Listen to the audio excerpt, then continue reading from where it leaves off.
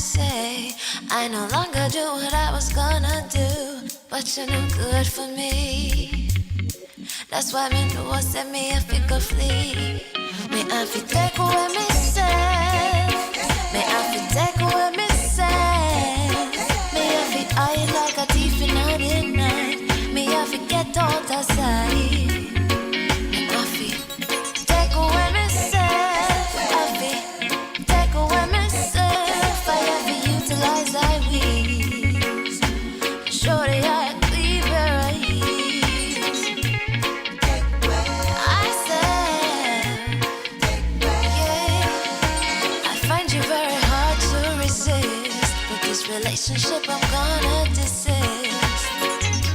But how can I face you when all I wanna do is just taste you?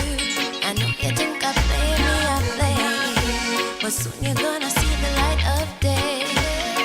Just relax, don't move an inch. I'll be gone in a pinch. May I feel take away myself. May I feel take away myself. May I feel hide like a thief in the night. May I feel get out of sight. May I feel take away myself. Take away myself. I have to utilize I weeds. Show the eye a clean pair of heels. I said,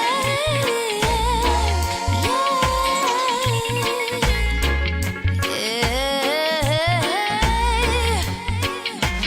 Been there, done that, don't need it again, yeah. I'm not a master guess who won't play your game, yeah. To all you move, you off me way to the core. Sayonara, the hot girl gone through the door. Take away ourselves. Ah, yeah, yeah, yeah, yeah. Say no good body, girl, let me take away ourselves. Take away ourselves. No good body, girl, let me take away ourselves. Welcome. Welcome once again to the Real Stuff Podcast. And this is yours truly, Franco. Flavius is in the kitchen making some coffee. As a matter of fact, he's making breakfast. And when I say the kitchen, he's not in my kitchen. He's in his kitchen in Jamaica. Enfield, St. Mary, Jamaica. This morning we have an important guest, a very important guest. And it's none other than the man himself, Leighton Bennett. Some of us who know him call him Major. And for those who don't know him, you refer to him as Sir. So, in the meantime, sit back, relax, and enjoy if you're having your favorite drink, whether it's your coffee, whatever drink you're having this morning. Just make sure you're relaxing and sipping it, because this show is going to knock you off your feet. But before I get into business, I'm going to kick it off with Dennis Emmanuel Brown, Equal Rights. And I want you to listen to the lyrics of this song. That was the man, Dennis Emmanuel Brown. Well, as you know, that today, they say it's a beautiful day outside, and the things that I'm seeing in Miami, I'm not going to say Florida, it's a big state, but in my section, in my neck of the woods, things that I'm seeing right now in Miami is all of these boaters are going for their boats, and they're hitting up the waters. But to enter the marina, the line is ridiculous. Miles and miles stretch of lines of all the marinas in Miami, or actually in Florida, put it that way. But, people are eager to get back out. But the thing I'm going to ask some of you to do, make sure you exercise social distancing. It's hard. I know it's very hard, because I myself get caught up in it sometime. But if you know you're going to be close to people that you don't know, put on your mask. Because most of these stores that I've been into, they're not allowing you to come inside there without a mask. So make sure you put on your mask. So within a minute, I'm going to be hooking up with Flavius to see what is happening down there in Jamaica. And maybe he can, shed the light on the numbers that keep going up. The cases keep going up in Jamaica. So before Flavius come on the line, because he's not ready from his indication, I'm going to give you a touch of Sugar Minott, a good thing going. So make sure whatever you're doing, you can have a good thing going without even mingling as close as possible. Sugar Minott, good thing. Flavius, what's happening down there in Jamaica?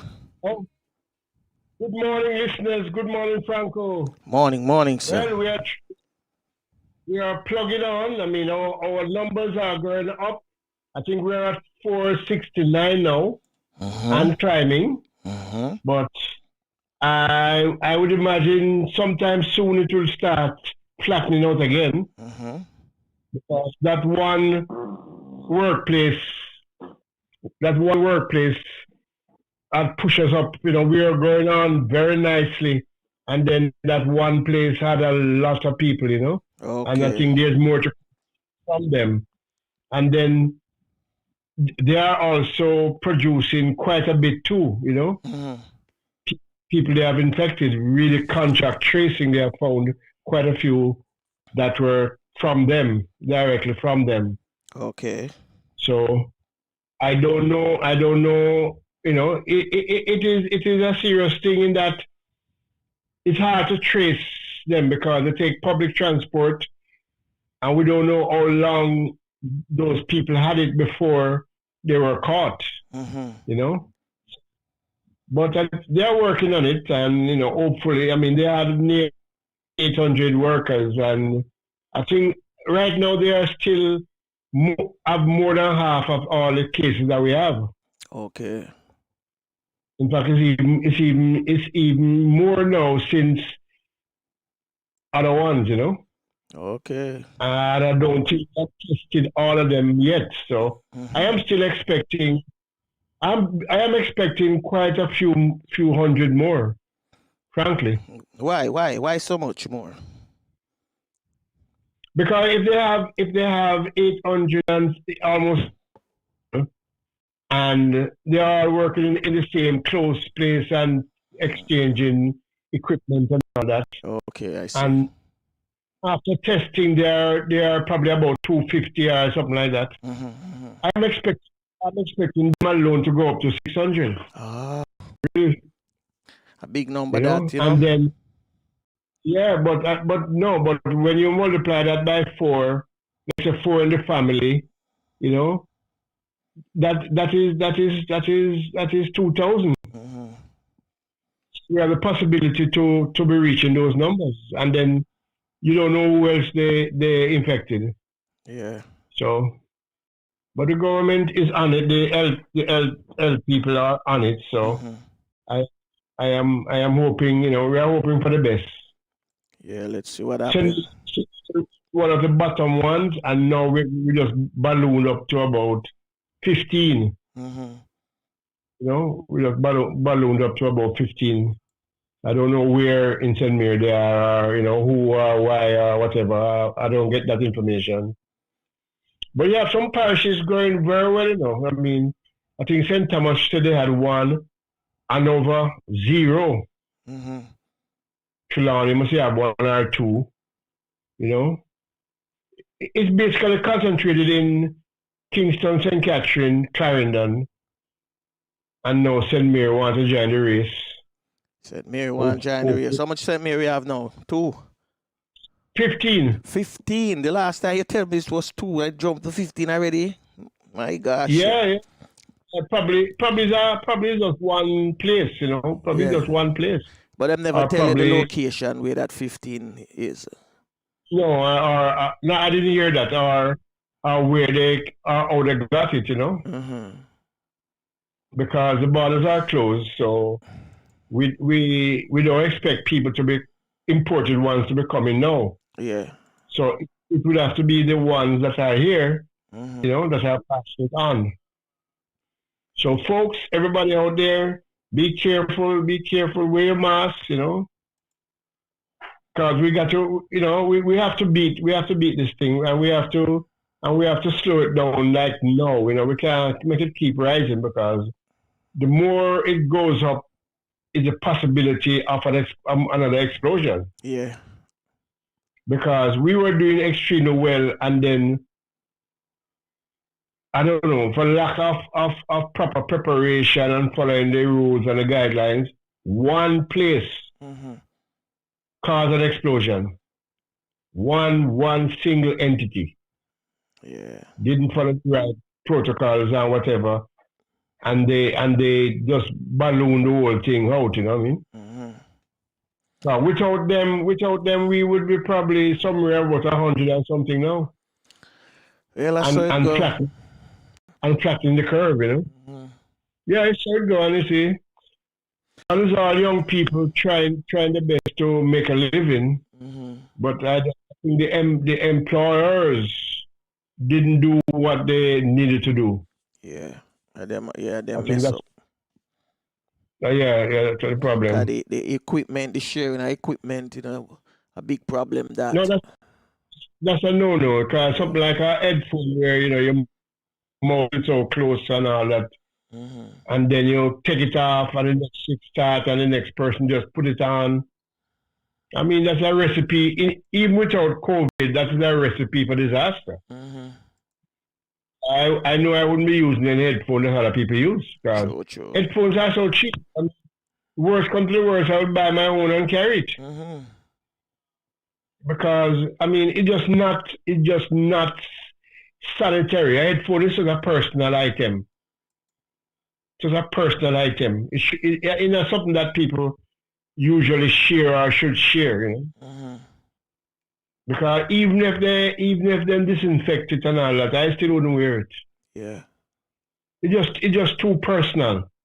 A true thing. It's just too personal. Okay, folks, this morning we're gonna start and tell you a little, in our Did You Know feature. Now Jamaica have a few botanical gardens. I think they have about 4 now. You have the Oak Gardens, Botanical Gardens, and you have Sincona Gardens, right in the hills of St. Andrew. And that used to be the most beautiful place you could ever go. It's right on top of a hill. It's very, very far and very high to get there. I have been there once. But when you get there, it's like a plateau above a mountain top. Yeah. And the flowers and all, it is so nice. But what really got to me is that I was at the edge looking down. And I was looking down on clouds. I was way above the clouds, looking down on them. It was so awesome.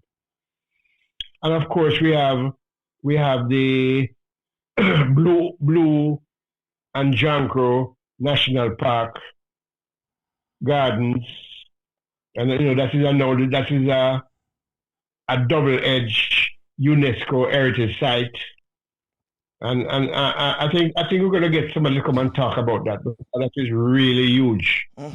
We got the inscription because of the flora and fauna, but we also got it for culture, and the culture was basically based on the Maroons. Okay. Because that's where the Eastern Maroons live. Nanny and our people now it's called Moortown now, or Nanny Town, and Charlestown is right at the foot of the hill. Moortown is right way up in the hills. And if you're talking about beauty, you can't get better than that. Yeah. Waterfalls, birds, really lovely. The fourth one is Casselton Botanical Gardens.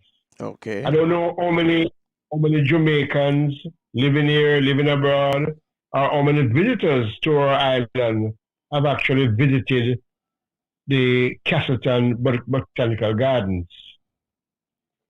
It is situated on 10 hectares of property nested in the banana parish of St. Mary. Your It was parish that. it was a former sugar plantation owned by an Englishman. Established, establishment of this garden is 1862. 1862. Yeah, and it was created because of severe flooding of Bath in St. Thomas. Okay. And they were losing all the plants and all that, so they moved them to Casselton. And Casselton is on the Junction main road, a main artery from Kingston to the east of the island. Very, very well traveled, popular corridor. Okay. Casselton Gardens became quickly the most richly stocked gardens in Jamaica and the Caribbean, and one of the truly spectacular gardens of the Western Hemisphere. Okay. It has a lot of plants, mango trees, and all that. I mean, you have to go there. It's a place. I remember when we were very young. We always had trips to Casselton, and Casselton is a place where you, either way, you have so many places to hide, and you can go. And it is famous for writings on the trees. Boy meet girl, and they inscribe their names on the trees in Casselton.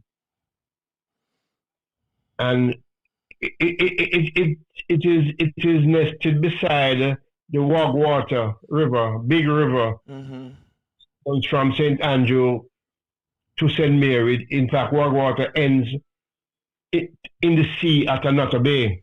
Well, so far it go. Yeah, That's a good distance, it starts up somewhere around Stony Hill. But it's one of the most dangerous rivers in Jamaica because it starts so far and stops so far. If you are close to Another Bay, then in that area, and it's very sunny and nice, and the river is very nice, and you enjoy yourself, there might be a thunderstorm in Stony Hill. Okay. So you are in the river, and all of a sudden you hear whoosh. You're gone.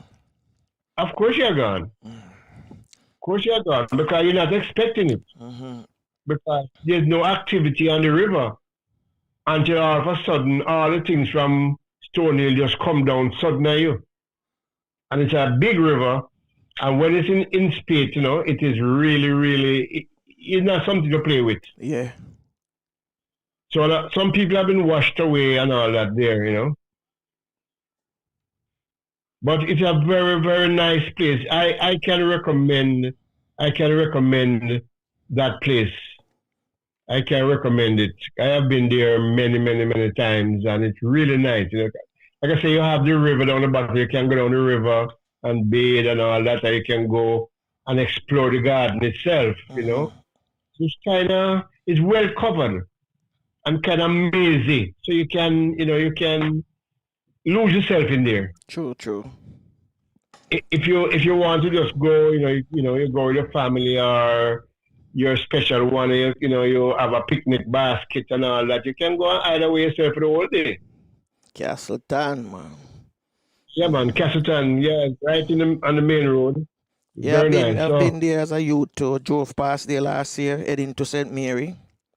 Man. Take the hills and drive past it, yeah. Oh, just to get back to what I was saying before, Cinchona Gardens, it is 5,000 feet above sea level. Cinchona Gardens. So you can, wow. Cinchona, yeah. So you understand what I'm talking about. You can go through Newcastle, and then you go down, and then you go to Chesterville, and then it's all uphill. All uphill from there. but it's worth the trip, you know. In fact, when we did it at the Kenneth, we didn't have the luxury of driving. I mean, we were supposed to be hikers, so we actually walk. Okay. It's a lovely walk, man. Lovely, lovely walk. But you can also get there by car or bus or whatever now. Okay. So that is what did you know for this morning. I hope that will tingle some memories for some people who have been to Casselton or Sinkhole, you know. Absolutely. And for who have not stands when you are in Jamaica, to just pass through, you know. And say, these places have been here for such a long time, you know. 1862 is a long, long time. Yeah, man, a long time that. Yeah, man, the collection of flowers and birds and all of that. I mean, it's worth it. It's worth visiting. True. It's worth it. Yeah, man. Very, very important. These are some of the nicer things that you can, you know, when you travel the Caribbean, all around the Caribbean, you have places like this, you know. St. Vincent have a wonderful garden also, you know, Barbados. All these places have the gardens that you can visit. And what is also good is that most of these plants are endemic to the area, to Jamaica and to the area. Of course, if you go to the Blue and Jonker Mountain National Park, I mean, I don't know how many different plants they have. In fact, in that area have most of the medicinal herbs in the world can be found in the Blue and Jonker Mountain. Yeah, when we have some listeners, one of them just remind me if we remember them days there, you know. Yes, Mikey, remember them days there, yeah. And we have to welcome Earl Daniel. Old George is also online too as well. Wonderful. Yeah, man. I remember them days. And I'm hoping that the youngsters now will find the time to enjoy some of those things.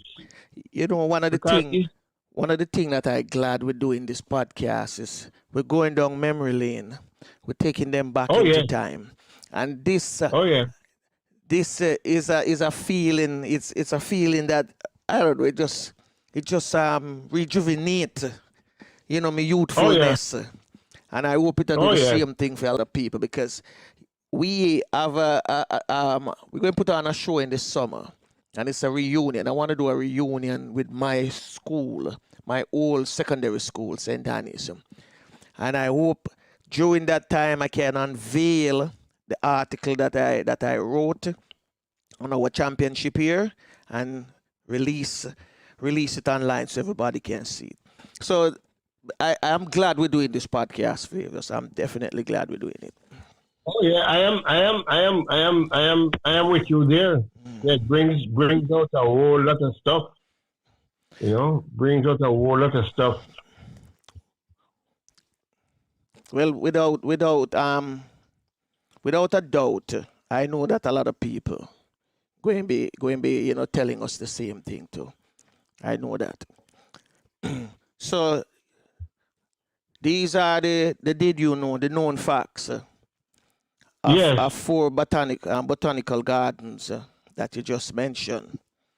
Yeah. And I am thinking, if we should ever be giving away a gift at any time, we could use a question from this.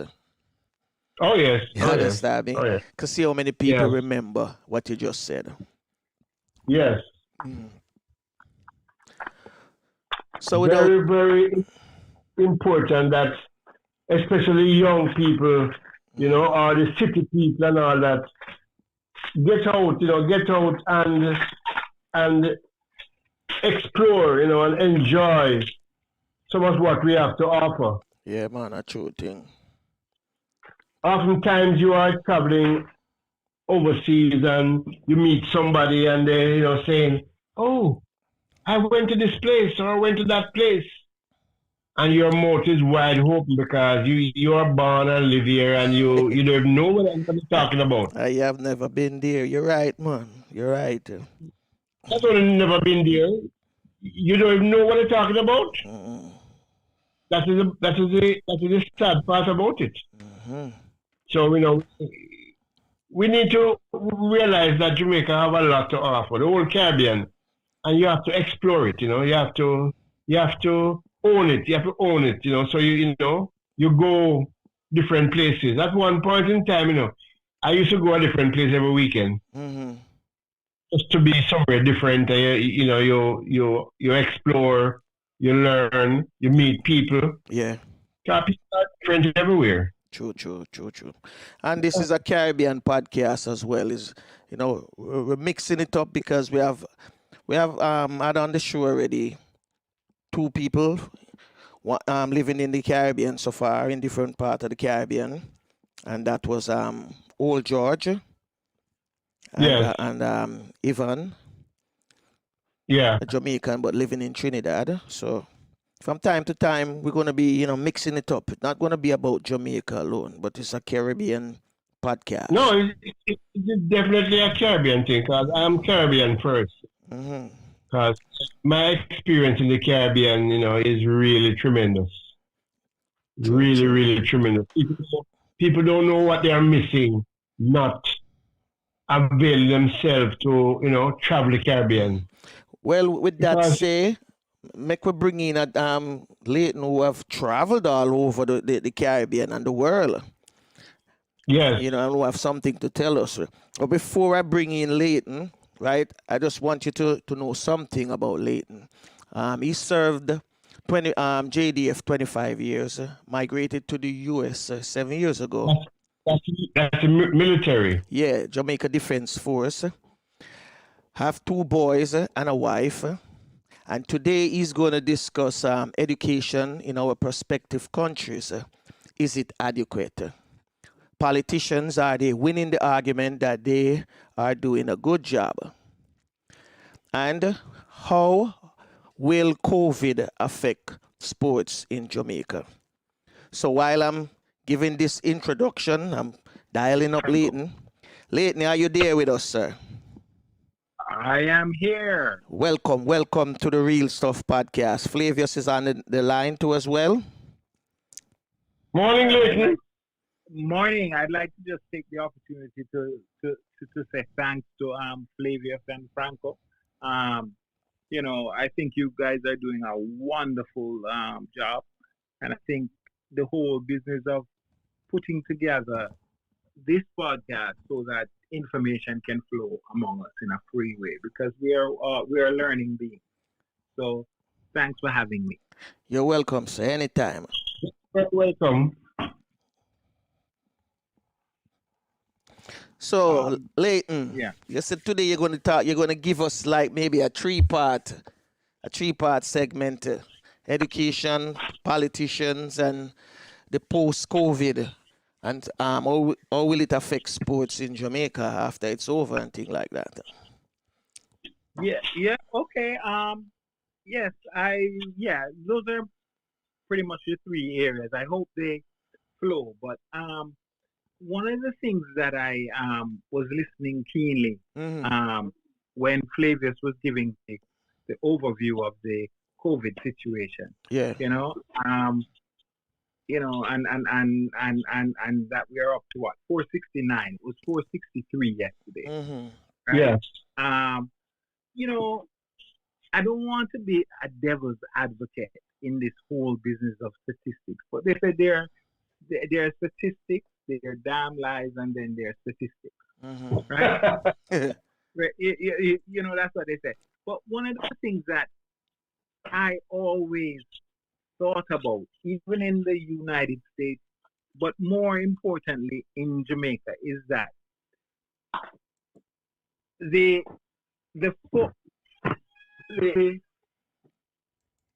very formal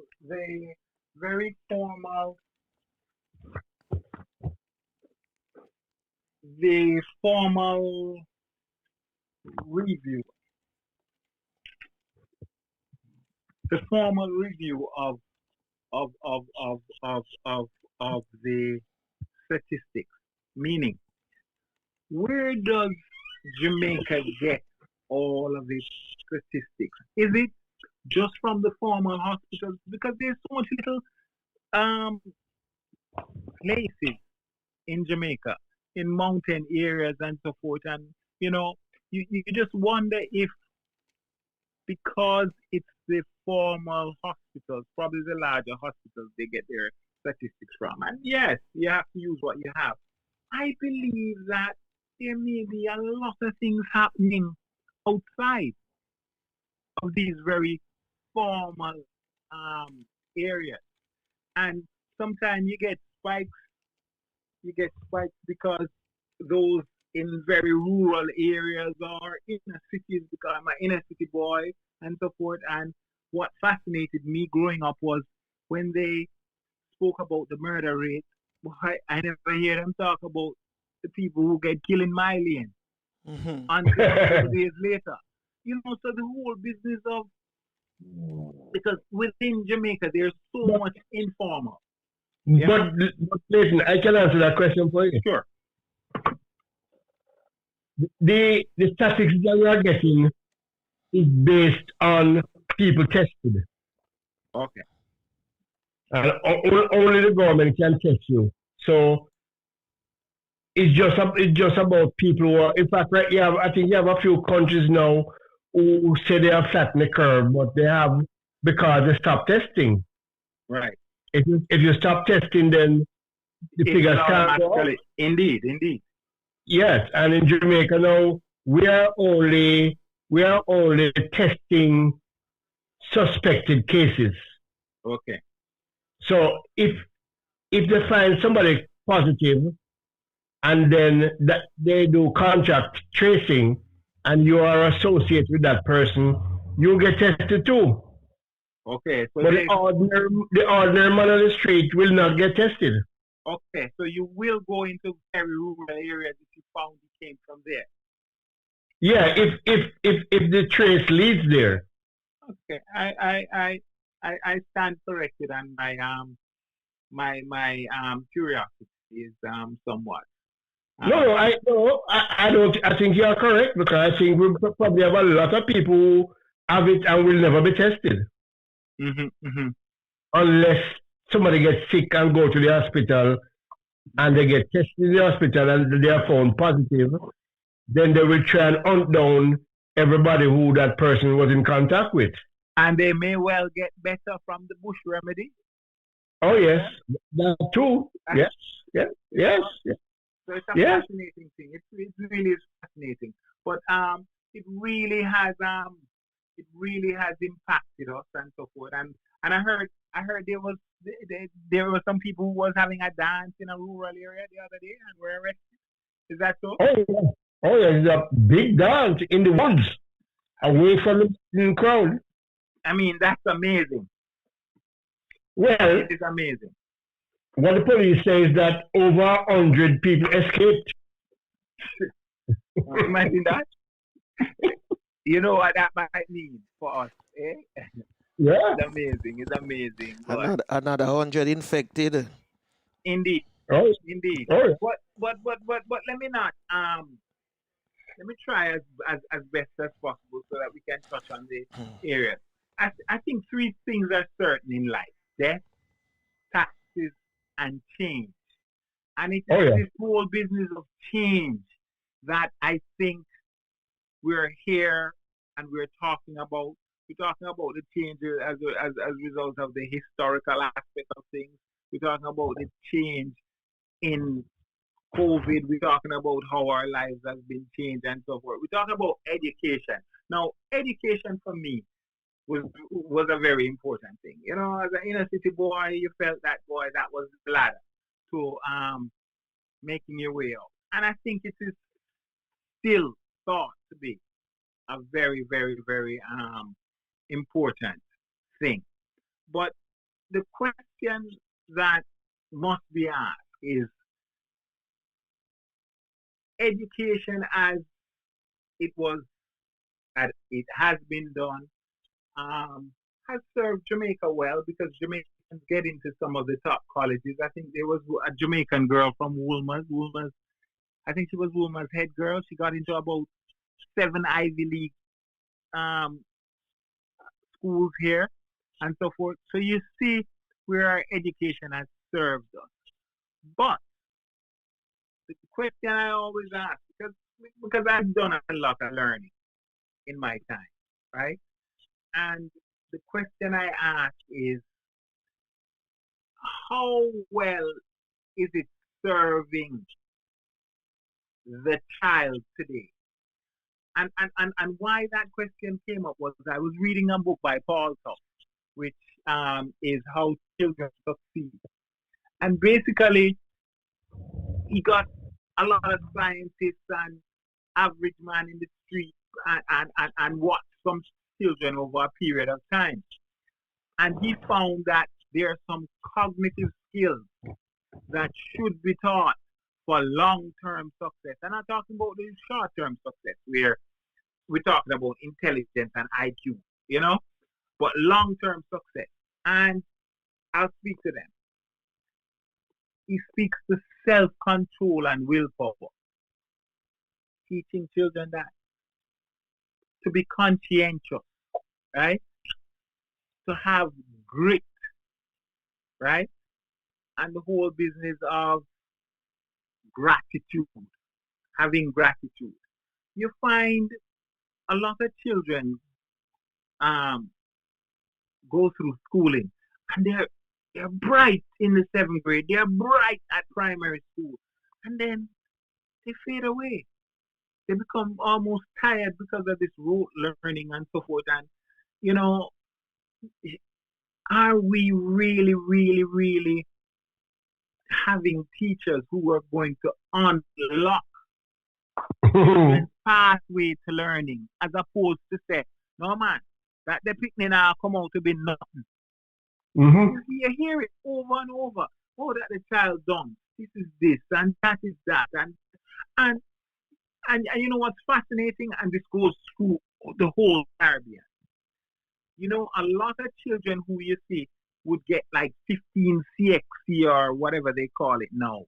And those massive numbers. And even in my time, because I know parents whose children as in Guyana who has won the various prizes, Barbados win the prizes, Jamaica win the prizes. You know how much extra lessons these children do? They do extra lessons, although they are considered to be very, very bright. Something must be wrong. Because, you know, I mean, I find a sense of sadness because my boys went through like GSAT, right? They went to prep school, but it was amazing. They had extra lessons, extra lessons, and then they would leave their prep school and go up to St. Richard to Miss Montague and so forth. So it was just like a mill. You know, the only socialization these children got was seeing different children from different schools, but everybody was a mill, and the parents so stressed, the children so stressed, and I'm happy that the PEP that they have, which is replaced Common Entrance stroke TSAT, the PEP this year I'm told they won't have the PEP, but they'll do the assessment based on what they have now, because PEP is really assessment based, not one exam based. Yeah. I think that's wonderful, because some children just aren't exam based. Because I remember when my youngest son was about to do GSAT, we were sitting in the car and we're always joking around and having conversation, and some other children join us. No child joined us that morning. Their mothers were massaging their necks and they had gone. No. Everybody they had tends. gone. Everybody tends. Yeah, they had gone the Oh, weekend. yeah. They had gone massage parlors and this and that. The little picnic them because they were mortified. My boys, I taught, and this is another important thing: teaching your children how to take exams. You know what I used to do with my boys? Yeah. I used to say to them, all right, we're gonna write that essay. All right? Write that essay. I said, all right, start. And then they would start. And then I would say, put your pen down. How much time you think went by? And I'm talking about 8-year-old children, you know. I'm teaching them how to pass exams. So they had an understanding of time in an exam. Right? And parents don't do that. Parents just bent on the whole business. Hey, go take up your book, learn this, and so forth. And how do you understand the thing? I used to have my boys teach it to me. You know, because if you can teach something, you would have mastered it. You know? Yes. And you try to relax them as much as is possible. You don't make them know, boy, if you don't pass for champion and this and that, you don't get this mark, you're not going to go to champion and all of that. It's Your life's done. yeah. And so I think it's so important because guess what? When a lot of parents haven't gone through the educational system and they've invested so much in the child, extra lessons, them, bag them, school fee them, lunch money, and so forth, and they too become stressed and they transmit that stress. So I think it's very, very important that you teach your child the whole business of gratitude, being grateful for what they have, right? And the whole business of grit, meaning not because you don't understand something you're going to give up. Really, really, really try to get them to have that tenacity to, pull through and not say, boy, I don't like my type because I don't like the teacher, but really, really try to, and this, I think, will bring. If I could just say something on what you're saying here. I think we have a much bigger problem, you know. This is my thought. I've been thinking about this for quite a while now. Mm-hmm. And I mean, the same thing you say about the don't speak to them and this and that and whatever. But if you notice, some of these same kids will migrate, and you see them years after, and they are doing extremely well. Indeed. My thought is that what is happening now, we need a new set of teachers. Mm-hmm. I maintain that these kids, all of them are very bright, and probably too bright. And why they become so frustrated and don't want to learn or don't want to do anything is because the teachers are not engaging them. Indeed. The teachers need to engage them to unlock what they have inside. Instead of teaching them, you need to bring out what they already have inside. And Flavius, if I may interject. Yeah, man. How can you have a blackboard in times when man is into electronics? Look like they're born with electronics in them. You must have a interactive board now. Yes. You think you can hold their attention? No, you can't. When they're thinking about some electronic gadget, you put some electronic gadgets on the board and you see how these it's almost like play to them and comfort and how they maneuver this on the board and so forth. We have the benefit of seeing technology or technological advancement. So therefore, we need to bring this in the classroom. We have to bring it in the classroom. Teachers need to upgrade themselves to that level. That's the problem, you know. They're not at that level. And kids are way ahead of them. And do you know, one day, a friend of mine had a daughter who She didn't know what she wanted to do, right? But he thought she should do teaching.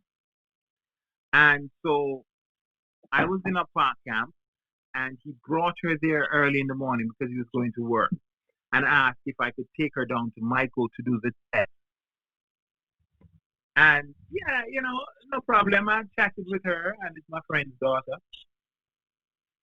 Did you know she didn't have a pen to do the exam?